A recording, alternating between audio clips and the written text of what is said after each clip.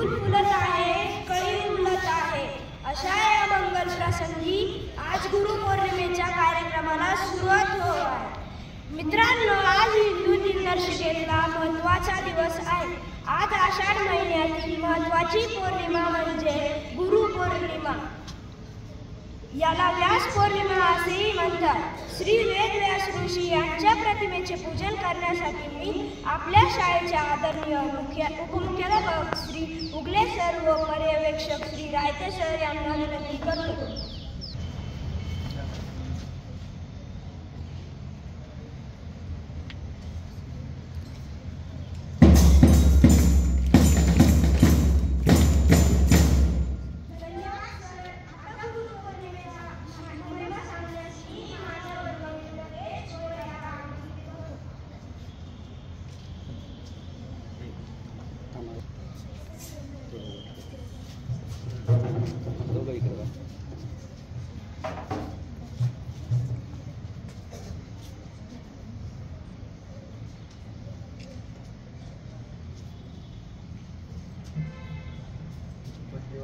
अध्यक्ष महाशय आणि माझे पूज्य गुरुजन वर्ग आणि इथे जमलेल्या माझ्या बालमित्रांनो, आज मी गुरुपौर्णिमेबद्दल 2 शब्द सांगत आहे. ते तुम्ही शांत चित्ताने ऐकावे अशी माझी नम्र विनंती.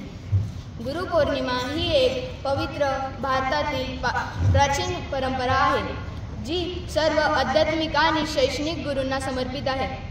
गुरुपौर्णिमा हा सण भारत, नेपाळ आणि भूतानमध्ये हिंदू, जैन व बौद्ध धर्मीयांद्वारे साजरा केला जातो.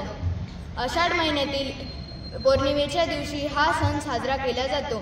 महात्मा गांधी यांनी त्यांचे आध्यात्मिक गुरु श्रीमद रामचंद्र यांना श्रद्धांजली अर्पण करण्यासाठी या उत्सवाचे पुनरुज्जीवन केले होते.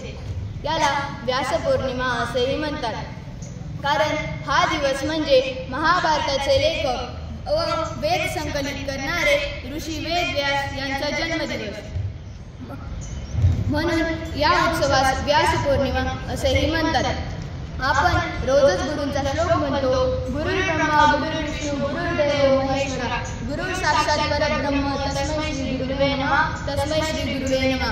पण या श्लोकाचा अर्थ फार थोड्या मुलांना माहीत आहे. याचा अर्थ असा होतो की गुरु हेच ब्रह्मा, गुरु हेच विष्णू, गुरु हेच सर्व व्यापक भगवान विष्णू, गुरु हेच शंकर आहेत. एवढेच नव्हे तर ते साक्षात परब्रह्म म्हणजे ईश्वराचा ईश्वर आहेत. अशा गुरूंना माझा नमस्कार. भारतात प्राचीन काळापासूनच गुरु शिष्य ही परंपरा चालू आहे. अर्जुन द्रोणाचार्य, एकलव्य द्रोणाचार्य, कृष्ण अर्जुन असे अनेक उदाहरणे पुराणात सापडतात. असं म्हणतात की अर्जुन कृष्णाचा इतका मोठा भक्त होता की त्याच्या अंगातील केसांमधून सुद्धा कृष्णाच्या नावाचा जप ऐकू येत असे.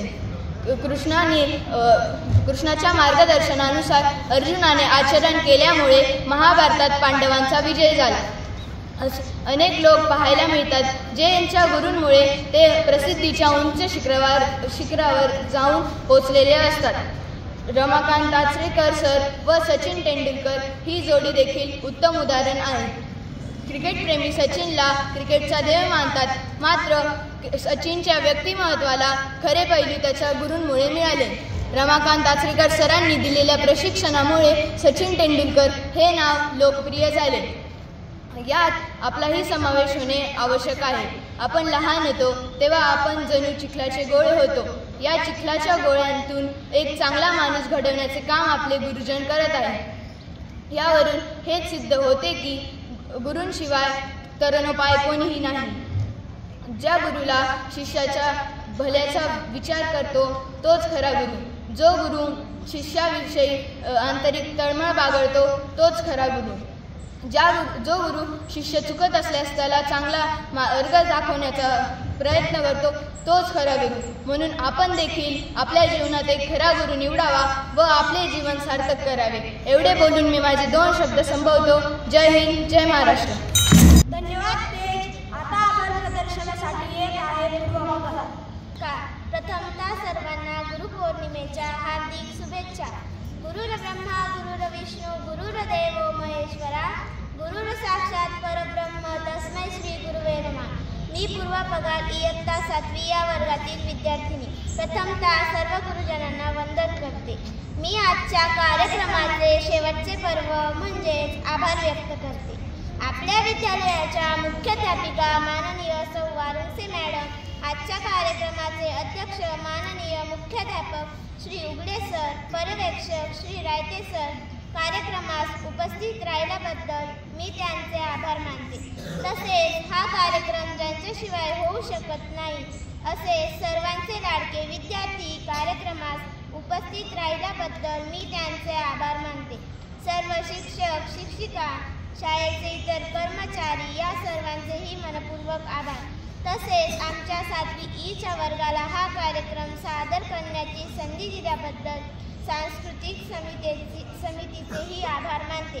तसेच हा कार्यक्रम अध्यक्षांच्या वतीने संपन्न झाला असे जाहीर करते. जय हिंद, जय महाराष्ट्र. धन्यवाद.